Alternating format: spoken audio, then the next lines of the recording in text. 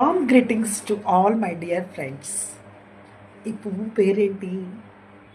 తామర పువ్వు, కలువ పువ్వు కదా. ఇది ఎక్కడ పుడుతుంది? బురదలో పుడుతుంది. ఎక్కడ సమర్పించబడుతుంది? భగవంతుడికి సమర్పించబడుతుంది. దీన్నెవరు ఏ స్త్రీ కూడా అలంకరించుకోదు కదా.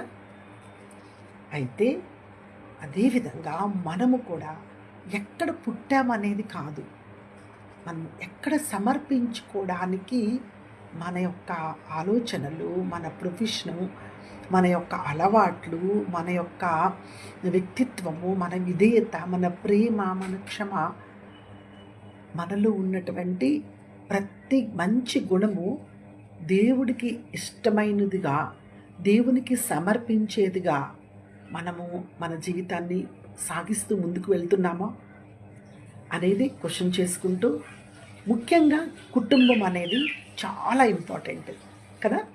ఆ కుటుంబంలో భర్త, బిడ్డలు, భార్య పాజిటివ్గా ఉంటూ, జాయింట్ ఫ్యామిలీ అయినా, న్యూక్లియర్ ఫ్యామిలీ అయినా, ఏ ఫ్యామిలీలో ఉన్నప్పటికీ కూడా కలిసి ఉంటే కలరి సుఖము, ఇల్లే కదా స్వర్గసీమ అన్నారు పెద్దలు. కాబట్టి పెద్దలు చెప్పిన ప్రతి మాటని